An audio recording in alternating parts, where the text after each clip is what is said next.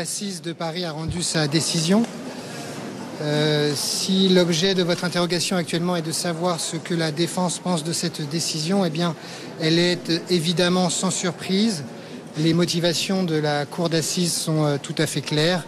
Il a été retenu la gravité tout à fait exceptionnelle des faits pour justifier une telle condamnation qui apparaît aux yeux de la défense en l'état sans surprise. Ce dont nous sommes en quelque sorte satisfaits, c'est que l'audience judiciaire a pu se tenir sereinement. Et à ce titre, nous souhaitons rendre hommage à la dignité de la famille de Lola, dont celle-ci a su faire preuve à l'occasion de ces débats qui ont été terribles pour elle. Et on pouvait craindre au départ qu'il y ait un non-apaisement de ceux-ci et qu'il y ait des risques de débordement, lesquels n'ont pas eu lieu, ce dont nous nous satisfaisons aujourd'hui. Cela a permis que le débat judiciaire se tienne. Cela a permis qu'un certain nombre de choses soient discutées. Cela a été rendu possible notamment grâce à la cour d'assises qui a eu le souci de laisser la parole à l'ensemble des parties et bien évidemment à la défense, position qui n'est jamais évidente et encore plus dans ce genre de situation. C'est ce qui a permis d'éclairer ce dossier sous un angle un petit peu autre, même si la décision, une fois encore, était tout à fait prévisible. Votre autre interrogation va certainement consister à savoir si notre cliente entend faire appel, compte tenu du maximum qui a été prononcé à son encontre. C'est une possibilité qui lui est offerte, comme vous le savez. En l'état, la décision n'a pas été prise. Elle lui appartient. Elle dispose d'un délai de 10 jours. Bien évidemment, nous nous en entretiendrons avec elle. Et puis, c'est elle qui prendra cette décision finale. En tout cas, elle n'est à l'heure toujours pas arrêtée par celle-ci. Tout ce que nous pouvons dire, c'est que nous sommes satisfaits avec Maître Berthier, et bien que le temps judiciaire ait été compris, ait été accepté.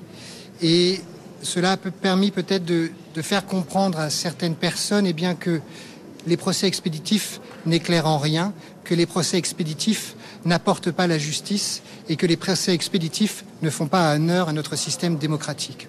Aujourd'hui, on a vu à quoi le temps judiciaire servait et cela va permettre certainement une meilleure compréhension de celui-ci et peut-être les uns et les autres arrêteront de piétiner les décisions de justice. La décision de la cour d'assises aujourd'hui est une décision de justice et nous devons l'accepter et sans nous en remettre uniquement au droit de contestation et d'appel qui est autorisé par le Code de procédure pénale à notre cliente. Je vous remercie. Tout à fait l'objet de votre question. J'ai déjà eu l'occasion de répondre. Tout ce qui relève des questions concernant le rapport client-avocat est malheureusement couvert par le secret professionnel.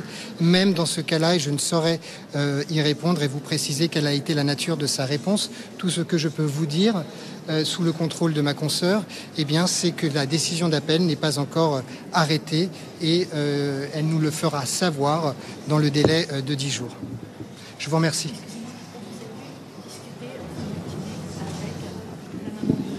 Oui. Ce qui s'est dit entre la maman de Lola et nous restera bien évidemment entre la maman de Lola et nous. Je vous remercie.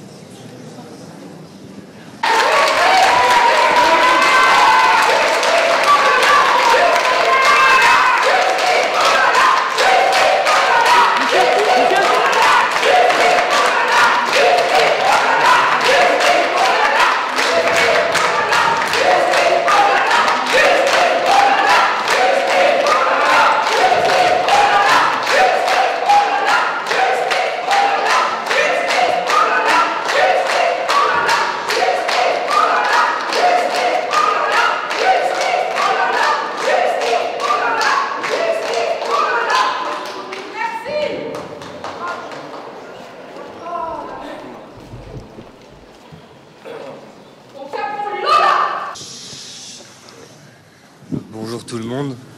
Alors je répondrai à aucune question, mais j'aimerais juste dire une phrase au nom de ma famille et surtout de ma mère, qu'on a eu ce qu'on voulait. On a restauré la mémoire de ma sœur et de sa fille. On a restauré la vérité. Et surtout, merci à la justice. On est content de la réponse qu'on a eue. Même si ça ne nous ramènera pas Malola, on croyait en la justice Et on l'a eu. On l'a eu. Merci. Merci pour le soutien de tous. Merci.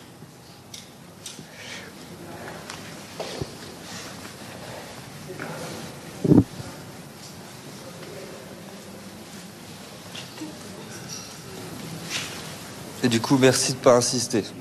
Merci. Allez.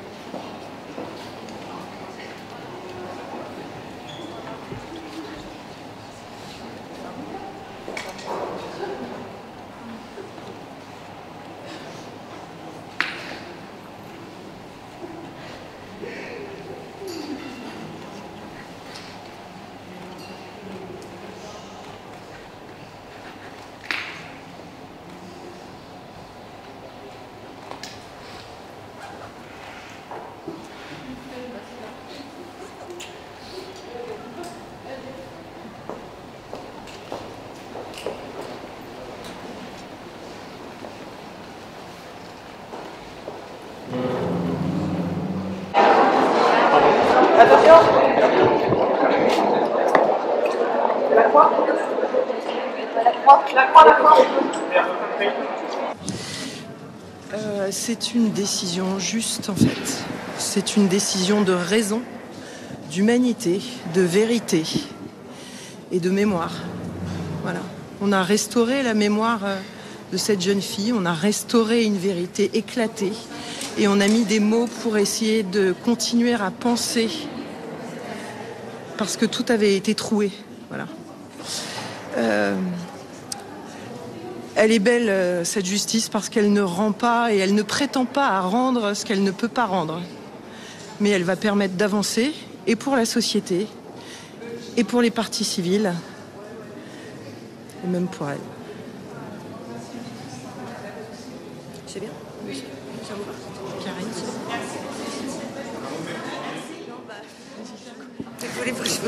si vous me posez pas une question, je sais pas quoi vous dire. elle est heureuse que la raison et l'absence de haine soient du côté de ce qu'ils ont vécu et de ce qu'ils ont souffert. Et la peine est à la hauteur de l'immensité du mal commis. Karine. En fait, ce que je veux dire, c'est que c'est une audience qui s'est déroulée dans des conditions de sérénité remarquables. Et ce qui est impressionnant, c'est qu'on s'aperçoit que pour des faits aussi atroces et pour ce qui a été qualifié par la Cour de souffrance indicible infligée à une enfant, la justice, quand elle prend le temps d'examiner sereinement ces faits, d'écouter les parties civiles, d'écouter l'accusé aussi, est capable tout à fait de rendre des décisions qui sont adaptées. C'est une décision évidemment d'une sévérité absolue. Nous, de toute façon, on n'était pas là pour se positionner sur cette question-là, mais pour accompagner la souffrance de la famille de Lola. Mais ce que je veux dire, c'est que je comprends ce que dit Clotilde Lepetit quand elle dit que la justice est belle quand elle se rend dans ces conditions-là, parce que ces 6 jours de débat ont permis que la sérénité soit présente du début à la fin, malgré la foule, malgré les cris, malgré les théories qui circulaient de part et d'autre sur ce qui s'est passé le 14 octobre 2022. Et même s'il y a des réponses qu'on n'aura pas eues et qu'on n'aura jamais, en réalité, on est allé au plus près de la vérité de ce qui est arrivé à cet enfant cet après-midi-là. Et justice, me semble-t-il, a été rendue. L'appel est un droit, c'est une voie de recours qui est un droit qui doit pouvoir s'exercer lorsque l'on a été condamné. Ça n'est pas de mon ressort de m'exprimer sur l'exercice de ce droit par l'accusé.